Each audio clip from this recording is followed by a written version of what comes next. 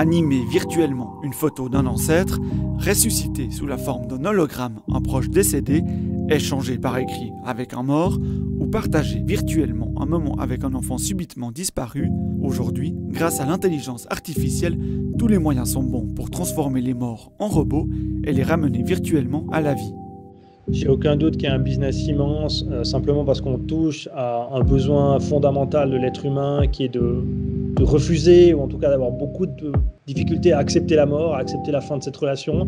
Et donc on va prendre tout ce qui est possible pour poursuivre, pour aller plus loin dans cette relation.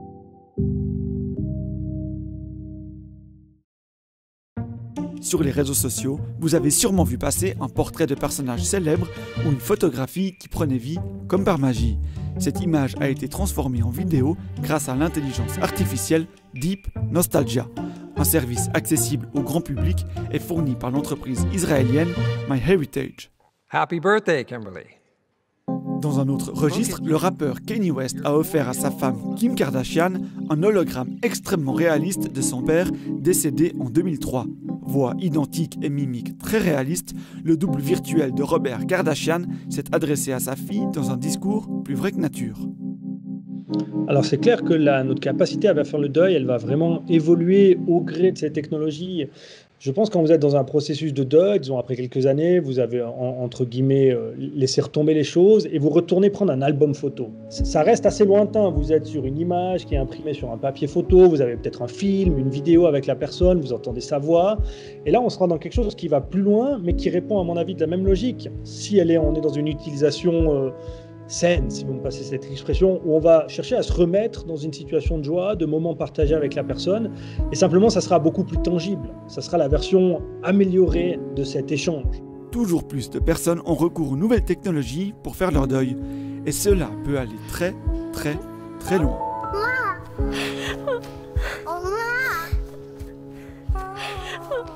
En Corée du Sud, une mère endeuillée a eu l'occasion de dire un dernier adieu à sa fille, décédée d'une maladie incurable à l'âge de 7 ans. Grâce à la réalité virtuelle, une équipe d'ingénieurs a recréé l'apparence et la voix de la défunte sous la forme d'un avatar numérique. On aura peut-être des nouvelles formes de maladies, si vous voulez bien, autour du deuil, justement un usage quasiment maladif de ces outils technologiques pour ne pas laisser la personne s'en aller, des nouvelles formes de dépression. Donc tout ça, c'est des pages qui restent à écrire tant du point de vue positif que du point de vue négatif. Et je pense que là, on va assister à des apparitions de nouvelles pratiques commerciales, pratiques médicales, qui vont nous ouvrir dans des horizons qu'on soupçonne peut-être maintenant, mais qu'on ne connaît encore pas du tout. Facebook, Google et Twitter se sont eux aussi lancés dans le marché de l'éternité numérique. Par le biais d'entreprises comme Dead Social, les plateformes proposent à leurs utilisateurs de rédiger des messages qu'ils souhaitent publier après leur décès.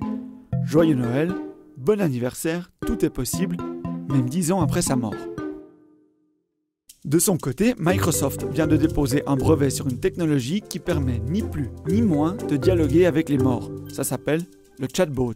Une sorte de logiciel programmé pour simuler une conversation en langage naturel avec des proches décédés.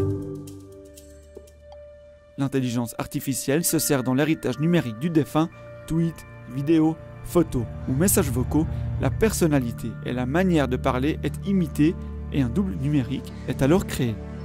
La mort, elle marque souvent la fin, en tout cas d'une relation normale, comme on l'avait entre vivants. Et là, les technologies numériques nous mettent à disposition quelque chose qui ressemble, en tout cas l'aspect extérieur, à une forme de communication qui continue. Donc on peut continuer, par exemple, avec un agent conversationnel, un chatbot, avoir une discussion. C'est bien sûr pas la personne qui est décédée qui me répond, c'est un agent virtuel sur la base des connaissances qu'elle a. Mais voilà, c'est quelque chose de nouveau. C'est une entité dont le statut restera à déterminer. Puis surtout, c'est une conversation qui commence dont on ne connaît pas vraiment la fin de ce voyage qu'elle nous propose. Et là, je peux m'imaginer que beaucoup d'entre nous vont ressentir le besoin de tenter l'aventure. Pour les fans de la série Black Mirror, il y a cet épisode qui raconte exactement cette tentative de rechercher le contact entre une personne décédée et une personne vivante.